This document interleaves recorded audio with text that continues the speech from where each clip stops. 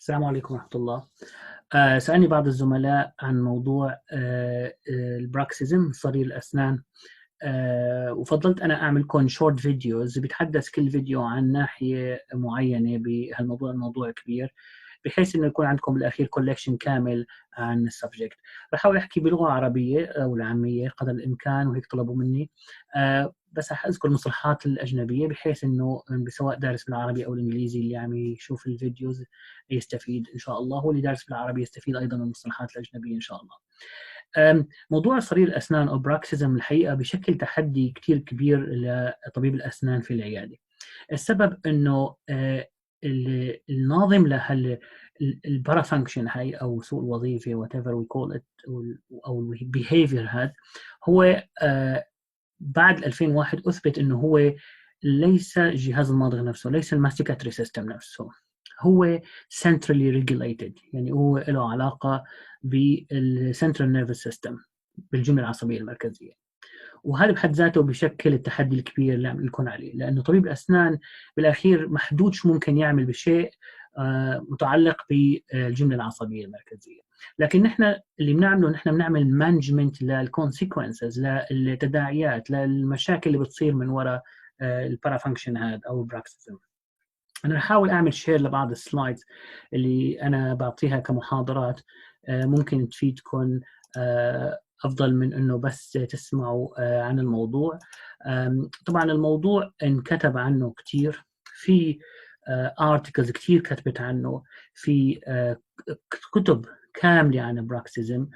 أنا عندي كل هدول articles، أي حدا بيحب أي article بتنذكر هون في المحاضرة انه ابعث له اياها فول تكست، انا يعني على رحب والساعه.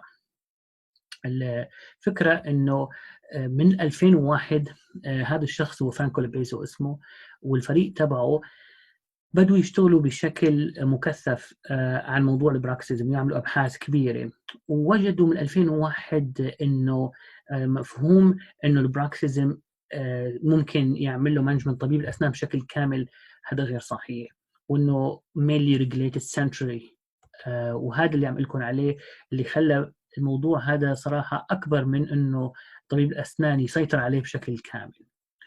وطبعا صارت في عبارة عن مؤتمرات عالمية لحتى تعرف موضوع البراكسيزم شو هو، وغيروا مفهوم النوكتورنال براكسيزم اللي هو الصرير الليلي والنهاري، لأنه كان الناس غافلة عن شيء، إنه الواحد ممكن ينام بالنهار مو بالليل، وبنفس الوقت يعمل براكسيزم. فحولوا المصطلحين هدول وسموهم sleep bruxism or awake bruxism، يعني الصرير أثناء النوم أو أثناء الصحوة بغض النظر عن الوقت ليل أو نهار. الأشياء اللي عم تبرز هلأ على الساحة هي علاقة البراكسيزم بالأوبستراكتيف سليب أبنيا، اللي هي موضوع المشاكل التنفسية. عم يلاقوا رابط كبير بين هالموضوعين هدول، وعم يقولوا إنه كتير ناس من اللي بتعاني من هالمشكلة هاي بتعاني من مشكلة البراكسيزم، وصار في بحث عن هالموضوع هذا، وصاروا يقولوا إنه يعني أو مانجمنت تدبير البراكسيزم انه لازم يتجه لموضوع تدبير المشاكل التنفسيه عند المريض، لانه هي الاندرلاينج بروبلم. وصار يقولوا طبعا انه المشكله انه العضلات، بما فيها عضلات، بعض عضلات اللسان هي مثل جينيجلوسس ماسل، او العضلات الوجهيه او الماضغه مثل ماسيتر ماسل، هي involved بموضوع سليب ابنيا. يعني المريض اللي هو ما عم يقدر ياخذ النفس او الاكسجين بشكل كافي اثناء النوم، عم يحاول يضع العضلات هي في وضعيه معينه لحتى تزيد الانتيك تبع الاكسجين. والموضوع انك تحط العضلات هي بشكل يعني كأن منعكس في مكان معين، هي بحد ذاتها عم بارافانكشن، هي بحد ذاتها عم تحط المصل مو بالوضعيه اللي المفترض تكون فيها، وهي بعض الافتراضات القويه. بالاضافه لانه قالوا انه وضعيه النوم هي بتاثر كثير على تداعيات البراكسيزم. يعني الناس اللي بتنام بشكل على البطن وبتضغط على الوجه، طبعا حيكون تاثير اذا البيشنت بيعمل بارافانكشن على الجهاز الماضغ، على الاسنان، على المسلز، على الجوينت، اكثر بكثير من وضعيه اللي هي physiologically more accepted one اللي مثل ما شايفينها بالصوره السفلى هي. طبعا في ناس العمل تبعهم بيفرض عليهم احيانا انه ينام بوضعيه ابدا ما لا مناسبه لا للراس ولا للعنق ولا للعضلات. طبعا مثل ما عم تشوفوا هلا في اثناء فتره الجائحه الناس اللي عندها اون كولز او الناس اللي بتشتغل عاده اون كولز. فالشيء اللي هلا ممكن تنصح فيه المريض اللي عنده براكسيزم انه تساله عن وضعيه النوم. الناس اللي بتحط ايدها تحت خده صراحه عم يصير في دامج اكثر على الوجه، على العضلات، على الجوينت نفسه من الناس اللي ما بتنام بهالوضعيه هي. بس طبعا الموضوع الاعتياد على وضعيه نوم معينه مو بالسهل ابدا انك انت تخلي المريض يغيره، واكيد بيعرف كل واحد اللي بينام على ظهره ما بده ينام على الجنب والعكس احيانا. فمن الوسائل اللي ممكن تفيد بهالموضوع هي موضوع بعض الوسادات اللي مثل هي اللي هي مصممه بشكل انه البيشنت لسه بيحسن يحط ايده تحت منه هو نايم لكن ما بتضغط على الوجه. هي احد الحلول. نرجع لموضوع الأسباب المتعلقة بالصرير أو البراكسيزم. المشكلة الأساسية أنه في نسبة كبيرة من الناس إلى علاقة بالوراثة، وهون بقى صار أنت محدود شو ممكن تعمل.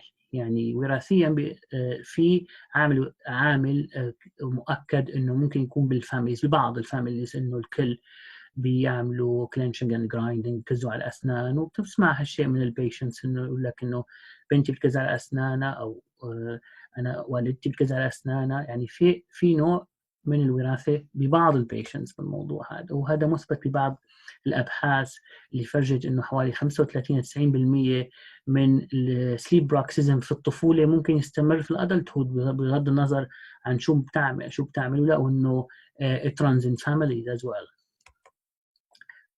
السؤال هون نحن ليش بنخاف من موضوع البراكسيزم؟ لأنه بالنهاية ممكن، مو دائما، ممكن يسبب دامج.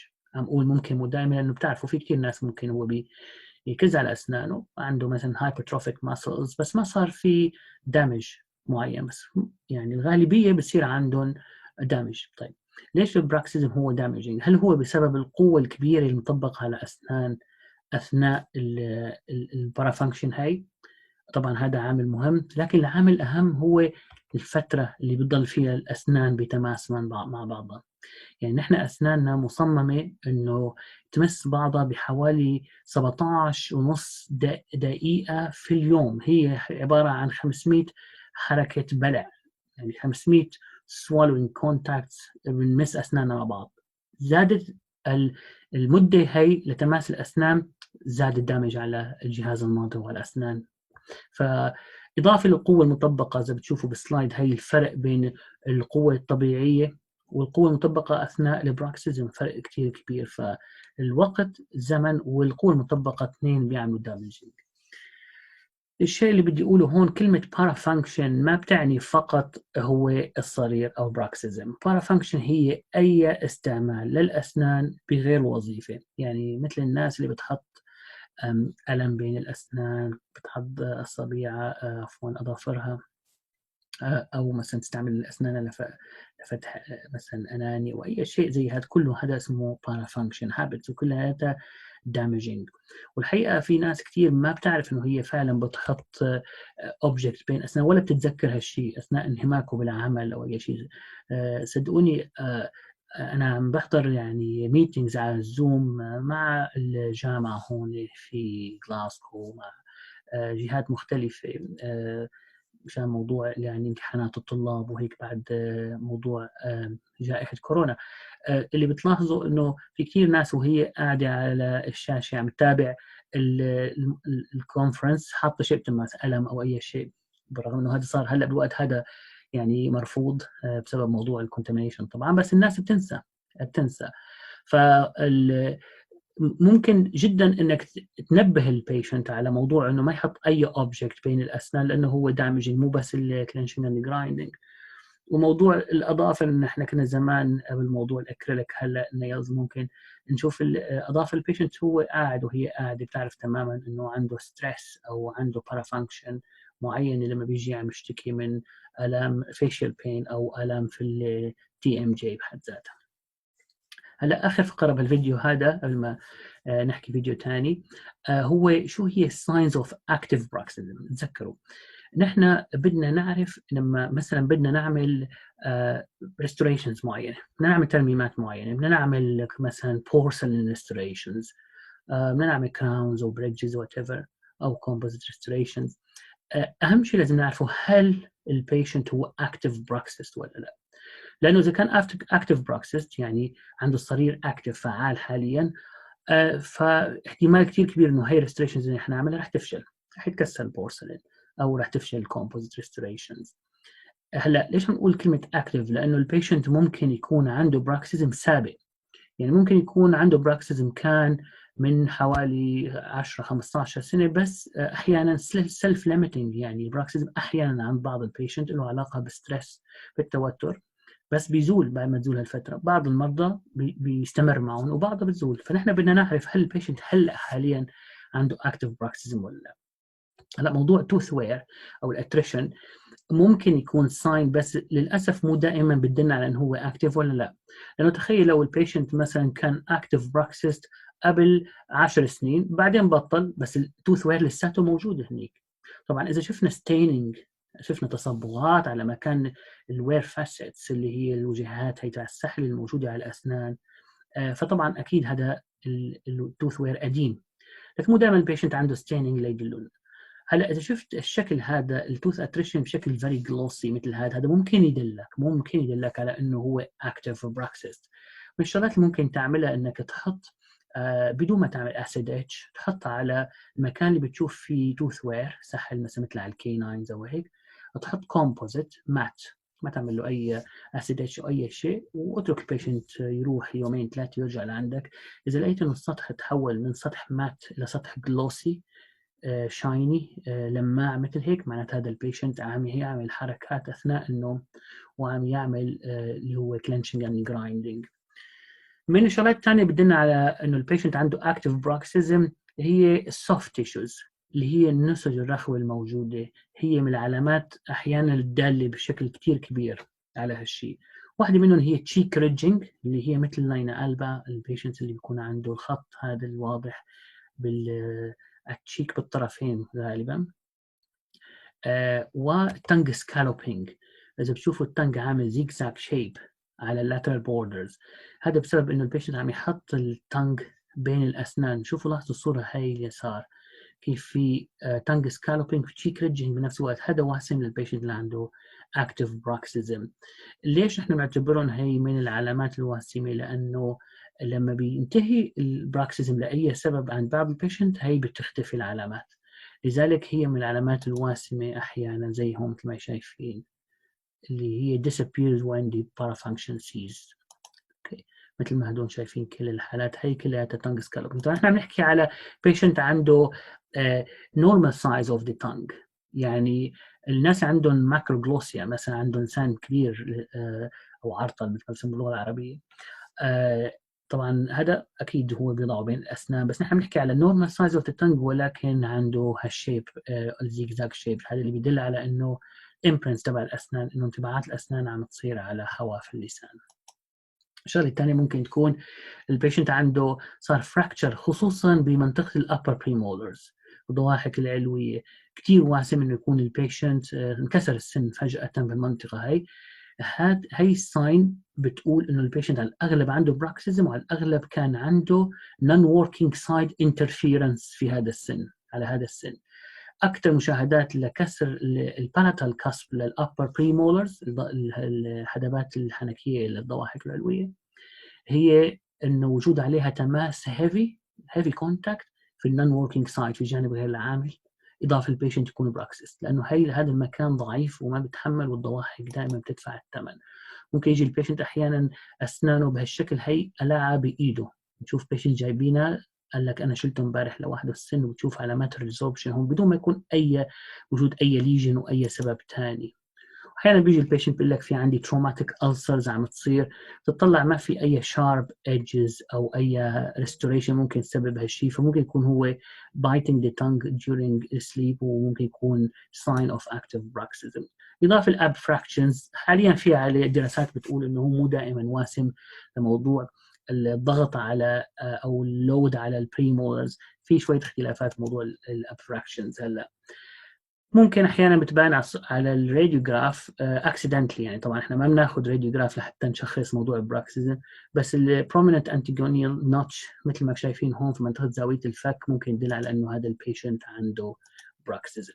حاليا في وسائل اكثر سوفيستيكيتد، يعني اكثر يعني ريلايبل، اكثر موثوقيه ومصداقيه من موضوع الكلينيكال جادجمنت نفسه، لكن المشكله فيها انه هي ديسبوزبل وغاليه. يعني مثلا مثل هاي البايت ستريب ممكن يحطها البيشنت اوفر نايت، بتعطي فعاليه الماسيتر مسل سبيشال، بتعطي اي ام جي الكترومايوغرافي، يعني بتعطي التخطيط العضلي او الفعاليه العضليه، مو بشكل تخطيط صراحه، هي بتعطي ديجري.